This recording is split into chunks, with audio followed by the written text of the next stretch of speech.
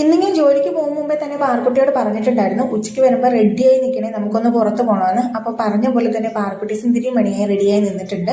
അപ്പോൾ ഞങ്ങൾ രണ്ടുപേരും കൂടി എങ്ങോട്ടാണ് പോകുന്നതെന്ന് വെച്ചാൽ പാർക്കുട്ടിയുടെ സ്കൂളിലോട്ട് പോവുകയാണേ. എന്താണെന്ന് ചോദിച്ചാൽ ഇന്ന് യൂണിഫോം കൊടുക്കുന്നതിൻ്റെ സെക്കൻഡ് ഡേ ആണ്. ഫസ്റ്റ് ഡേ നമുക്ക് കിട്ടിയിട്ടുണ്ടായിരുന്നില്ല, തീർന്നു പോയി യൂണിഫോം. അതുകൊണ്ട് ടീച്ചറിനെ വിളിച്ച് നേരത്തെ പറഞ്ഞിട്ടുണ്ടായിരുന്നു ഞങ്ങൾക്കുള്ള യൂണിഫോം എടുത്ത് വെക്കണേന്ന്. ടീച്ചർ അപ്പോൾ എല്ലാം സെറ്റ് ചെയ്ത് വെച്ചിട്ടുണ്ടായിരുന്നു. അതുകൊണ്ട് പെട്ടെന്ന് തന്നെ പരിപാടിയൊക്കെ കഴിഞ്ഞേട്ടാ.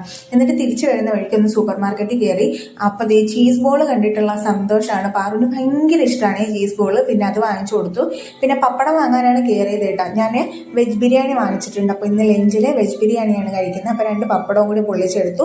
ഞാൻ പപ്പടം പൊള്ളിക്കുന്ന സമയം കൊണ്ട് തന്നെ അവളത് യൂണിഫോം ഒക്കെ പൊട്ടിച്ച് നോക്കുകയാണ്.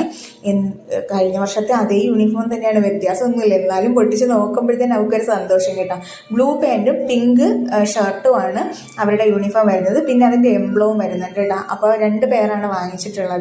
ഫ്രീ യൂണിഫോം അല്ല, ക്യാഷ് കൊടുത്തിട്ടാണ് വാങ്ങിച്ചത്. എന്നിട്ട് ഞാനത് ബിരിയാണി കഴിക്കാനുള്ള പരിപാടിയാണ്. പാർക്കുട്ടിക്ക് വിശക്കുന്നില്ല, ഇപ്പം വേണ്ടെന്ന് പറഞ്ഞ് ഞാൻ ഫ്രിഡ്ജിൽ നിന്ന് കുറച്ച് തൈരെടുത്ത് അവർ തന്നിട്ടുള്ള സാലഡ് ഉണ്ടല്ലോ, അത് കുറച്ച് ലൂസായിട്ടുള്ള സാലഡല്ലേ, അപ്പോൾ അതിലോട്ട് തൈരും കൂടെ മിക്സ് ചെയ്തെടുത്തിട്ടാണ് ഞാൻ എപ്പോഴും കഴിക്കാറ് കേട്ടോ.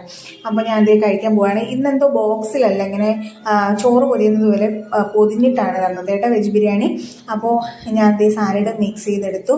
കുറച്ച് മാത്രം മതി കേട്ടോ എനിക്ക് റൈസ്. ഞാൻ റൈസും എടുത്തിട്ട് കഴിക്കാൻ വേണ്ടിയിട്ട് പോവുകയാണ്. അപ്പോൾ നിങ്ങൾ എന്താണെന്ന് ലഞ്ച് കഴിച്ചതെന്നുള്ളത് കമൻറ്റ് ചെയ്യണേ. അപ്പോൾ ഞാനിതാണ് ലഞ്ച് കഴിച്ചത്. അപ്പോൾ ഞാൻ കുറച്ച് ചോറ് എടുത്തിട്ടുണ്ട്, പിന്നെ കുറച്ച് അച്ചാറും കൂടി എടുത്തിട്ടുണ്ട്.